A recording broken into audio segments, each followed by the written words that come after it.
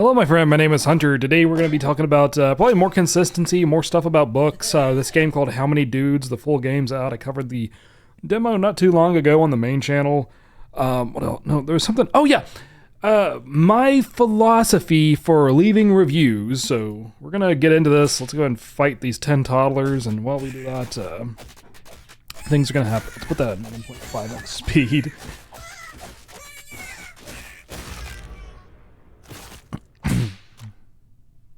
This may not be so easy to talk over, but we're gonna try it anyway. So my philosophy for leaving reviews, and what I'm talking about here is like mainly Steam reviews for like a lot of these incremental games, especially I've been seeing lately, especially from like indie developers, which is pretty much all of them, I think, for the most part. And we're gonna do the 6 rats. But also lately I've been leaving reviews on Goodreads for the books I finished. It's been 5 books since June. It's the end of July right now, so by the time you watch this, it'll probably be August. But 5 books in 2 months. 2 books last month, 3 books this month. And so I've been, went and left reviews on Goodreads for those. And like, I just want to say I'm not really much of a reviewer. Like, I go on there and I look at reviews for the books, and a lot of these people are like, they're using these big words like convoluted and articulate and stuff like that. And I'm just like, yeah, I'm just gonna go with like vibes and stuff like that. I'm not doing all that crap. So I've been kind of framing mine as like my return to reading journey. So like there's 5 parts to it now. Yeah, there's 5 parts to it now because I've finished 5 books. I'm working on number 6 now. So I've been kind of framing it like that. But what I wanted to dive more into is like what goes through my mind when I go and leave a review.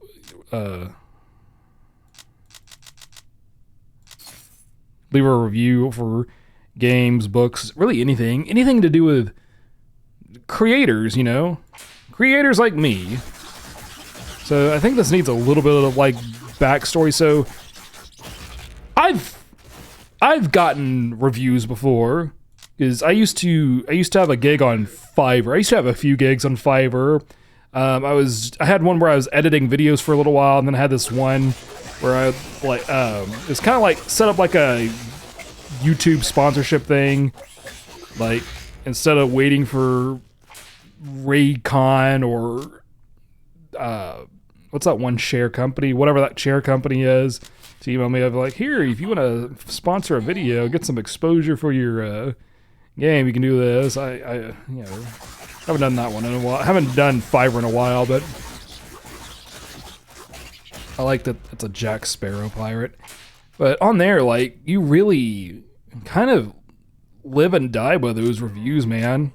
Most people are nice. Most people are nice enough to just go full on 5 stars. But then you got some people who apparently have never sold anything or never relied on reviews, and then some of them are just like, here once, or like, or even just like 3.5 stars or stuff like that. Like, if you're not like on the platform, if you've never been through it, it's totally understandable. But I just, especially when you're starting out on something like that, those reviews can help a lot. 1 5-star review really, I'm assuming it like boosts you up the platform. But like, if you're just starting out, your very first review is negative, which hopefully you earn the negative review. Like, hopefully it's not some douchebag just leaving a 1-star review because they're being a douchebag. Like, hopefully, like, if you're leaving a 1-star review, it's a scam or something like that. I don't know. But like, I remember cheaping out on my first gig, like as in like I had this thing where I'd do like I priced my first gig at like $10 or something or whatever, but then I was like, hey, if you send me a message, I'll make you a custom offer for $5. You can get half off. And that's how I kind of got people in the door at first to get my first reviews in. And thankfully, my first clients were nice enough to leave 5-star reviews. Man, would have sucked if they left 1-star reviews. And that's a lot of why I think about, like, when I'm leaving other people reviews. Even if I hadn't done that, I don't know how much that shaped my philosophy, but, like, hell yeah. If I go on, like, if I play a game like this one, I'm absolutely gonna leave a positive review. But my philosophy is, like, if I like the game well enough, I'm just gonna automatically leave 5 stars or a recommend. If it's the book thing, it's gonna be 5 stars. If it's Steam, it's gonna be recommend. If it's Fiverr, it's gonna be 5 stars. And if I didn't like it, or, like, maybe if I didn't like it enough to put 5 stars on it or whatever, I just won't review it all. And instead of going and leaving, like, a 1-star review or a negative review, I'll just not review it at all. You know. Usually that comes from, like, I had one game not too long ago that was it was okay, but I couldn't in good conscience recommend it. It was, you know, I think it had a lot of AI assets in it, but also just it was a boring game. It was one of those. I play a lot of incremental games on here, and that one was very much incremental. It was very not interactive at all. You pretty much just sat there or kept it on in the background. You know, I mean, that's what you do with some of these incremental games, but that was just, you know, they could have had better animations or better visuals or something to keep things interesting, but they didn't. But also, like, the developer was, you know, fairly nice, or nice enough, so, like, I don't want to be like, you know, some people are like, you know, business is business, I'm going to leave an honest review no matter what you do. Me, I take the friendliness into account when I choose to leave a review or not. And that you know, that matters to me. If you're really nice, you've got a really good chance of getting a good review from me. But, that's kind of how I do it, and, you know, also because I've been there, you know, with the Fiverr thing, kind of, sorta.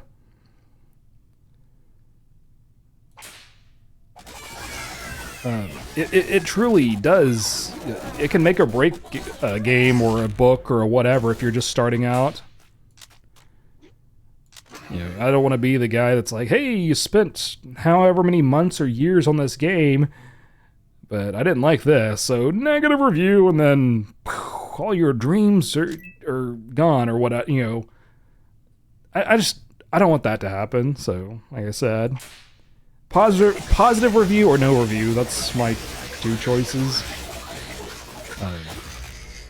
But that being said, I absolutely love helping out independent creators where I can. Like I said, for the most part on here and, like, on the main channel too, even with, like, the Roblox stuff, it's mostly been games. But lately, you know, I just now started leaving reviews on Goodreads for books, and those are, you know, those, I wouldn't say, you know, I guess they're technically not indie authors because they got publishers and stuff. I don't know what the criteria is for books and stuff. And I can't say that they're, like, small authors either. That would make a difference, because so far what I've read is, like, you know, James Patterson to start out with, the most popular author alive today, except for, like, Stephen King. And then there's Nora Roberts. She's also very well established, many books out. Tim Johnston's probably the least known of those 3. His books are really good. He's got a few books out.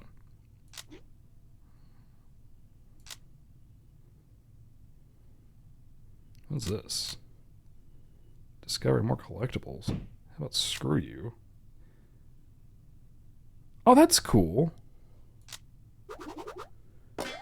And then the book I'm currently reading, A Confederacy of Dunces, well, that guy is no longer alive, so it's probably not going to help or hurt no matter what kind of review I leave, but I'm still going to probably leave a 5-star review. I'm like 60 pages in the book, so I'm not even finished with it yet, but I'm enjoying it. so far. Really good. If you're wondering, it's I saw it recommended on a Reddit thread. They said it was really funny. It's like satire of 1960s New Orleans because it was written in 1960, but it didn't get released until like 1981, I think, something like that. But I'm enjoying it so far. I don't think it's for everyone, but I like it. The protagonist is very narcissistic. Think like Peter Griffin, but if he were like intelligent, I guess. But he's like very egotistical and doesn't really have that much care for those around him. He's that kind of protagonist. But, yeah, absolutely. Like, so I'm reading that one, and trying to alternate because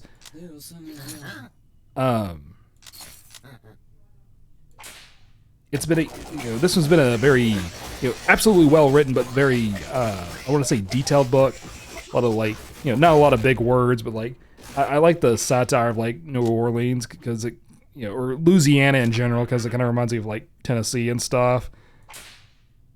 I don't know how to frame it, but what I am trying to say is, like, once I finish this one, I want to alternate with something easy to read. That's why I got this sponsor stuff now. Rocket's Red Glare by James Patterson. Read the first. Hold on. Just read the first sentence in this book. Sergeant Jeff Carnes sat paralyzed in the passenger seat of the smoldering Humvee, slowly regaining consciousness after the concussion of the RPG. That's how you write a hook right there. This guy is really good at writing hooks. I wasn't even... I was at Walmart, I saw this, like, I'm just going to read the first page, see if it's interesting. Didn't take the first page. The first freaking sentence, like, okay, you're making me spend money. Let me know if I should do like I think it's like 300 pages or so. I'm not gonna do a custom audiobook over that, but sure, someone should. Yeah, after I finish the this one, I'm gonna throw in one of those for an easy read. If I wanted to get like, I'm not really going for, I guess, a how many books read goal. But if I were, I would probably read a bunch of those books. They're very easy to read. They're short chapters. I think they're pretty big print too. Yeah, pretty big print books too. So like 300 pages of large print versus 300 pages of small print. It's a big difference in the amount of words. I don't even know what I'm buying here. I didn't read the contract before I signed.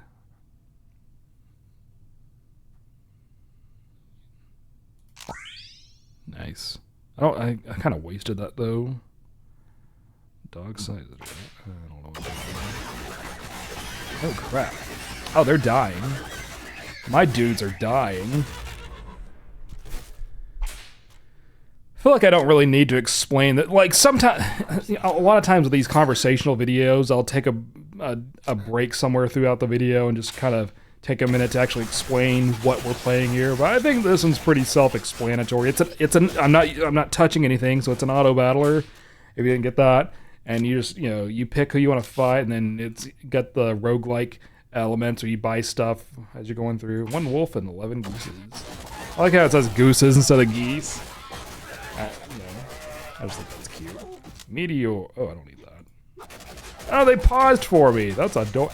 Okay, so I should have used the Meteor last run on the bees, and I might have survived. Mummy dude. Mummy dude. Oh, that sounds awesome. I like toxic gas. Oh, we got 2 guys dead. I think they revive after a while. I can't remember what it was. Revive report. They'll revive soon. I'm almost sure of it. 3 rounds. Okay. So 3 rounds and then they'll revive. Alright, so while we wait for that, I guess let's go with the lesser fighting then. Yeah, I'll probably title the video something like Casual Conversation. My philosophy for leaving reviews. How's that sound? Good? Good.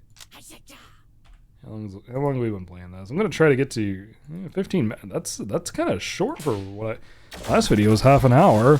Trying to finish this run anyway and see if we can kill those bees and get revenge for our father. I don't know what that means. Yeah, I think I'm thinking of a Cards Against Humanity card. Let's get less of these dudes. Oh, wait. Oh, they're for making money, not necessarily for stuff. All dudes gain 1% and forward. Ooh. Okay, well, the finance dudes are useful now. What do you know? Oh, frick. Frickin' snapping turtle. Dang! Mummy dude. Cleric dude. Let me get another cleric dude. And then I think like eventually you can actually upgrade these regular dudes to a specialty. So that's pretty cool. A merchant dude awry. Oh yeah. Yeah, let me actually like spensel this. Captain side, the dude at the top of your roster gains. Ooh. Yeah, I should have been like every 8 seconds, something happens, dude juice. Yeah.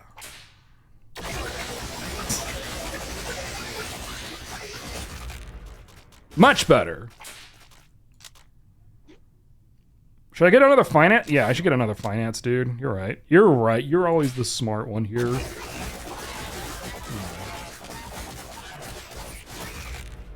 Consistency's still going well. I know I just talked your ear off in that last video about consistency, but it's doing. Oh no, something else I learned today. Sometimes, because I'll get bored at work in the break room, or like I'll get bored at work and I'll go to the break room. I'll just start Googling stuff. Did you know reading helps improve focus? I didn't until today. I got to thinking about it, like, wait a minute, I think I'm onto something here.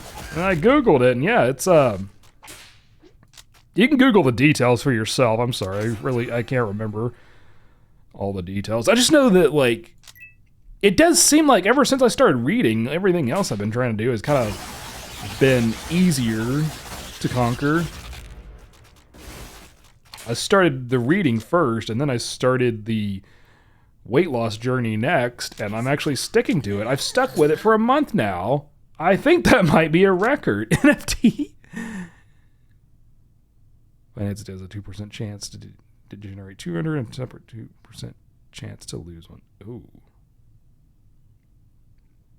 Of course, I put that on the NFT thing. Who's the pro? Ooh. Okay, I think that's a better buy.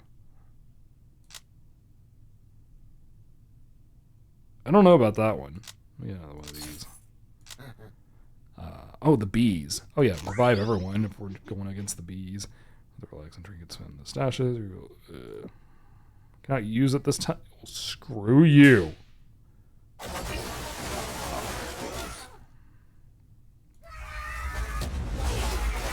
Oh wait, it kills your dudes too. Wait, does it? Does it kill the dudes too? I think we're good this time around. I might not have even needed the meteor. Yeah, win a boss battle. Cleric dude. Let me get another cleric dude. Those clerics could do stuff when you have a lot of them. Ah, trinket stash. Bad credit. The wielders. The wielder takes fatal damage. We're 25 feet. The jorts. For the rest of the battle. So, give it to one of the strong guys, right? I don't know why this guy's red. Let's give it to Red Dead. Or Duty Dop. There's definitely way more stuff this time around that we can do. Yeah. Oh, people are dead. Did I kill those people? Yeah, so the focus thing. I know I'm not doing a very good job of exhibiting focus. Would I buy it? Oh yeah, bet.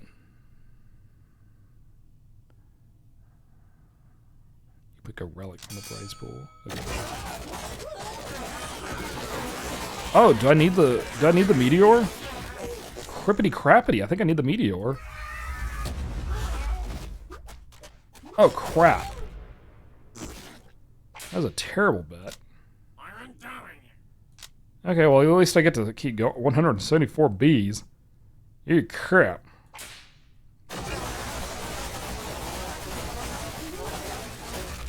So the focus thing, I googled it and it's like, cause you know, for focus, I've tried meditation in the past because, you know, if you Google like focus, that's one of the first things that come up. But I've noticed sometimes that, you know, so when I first started reading, it was a gradual thing.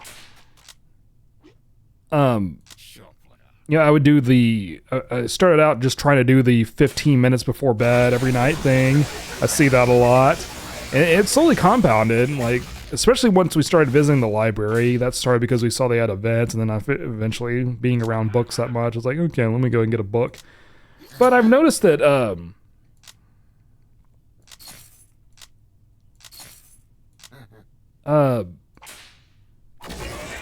sometimes I'll be reading at night, and as it's getting closer to my bedtime, especially if I'm like tired, if I'm reading the book, I don't feel tired because I'm just so invested in the story, man. And then, like, if I have to put the book down because one of the kids is screaming or for whatever reason, I put the book down, like, oh gosh, I'm actually tired. It doesn't set in until I put the book down. And like, oh, kind of, you know, kind of different from the blue light stuff, I guess. I guess if I put this down, I would eventually feel tired. But yeah, books are cool, dude. What is this crap?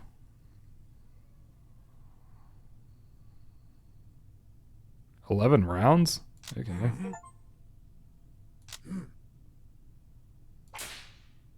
Ooh, crap. I just thought that was really cool, man.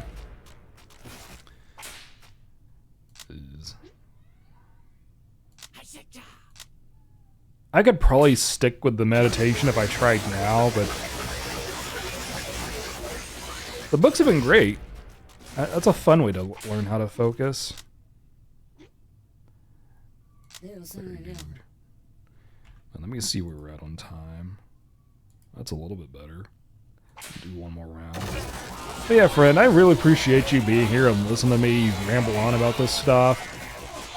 I'm surprised the last video anyone watched at all because I didn't even bother really with a thumbnail for that one.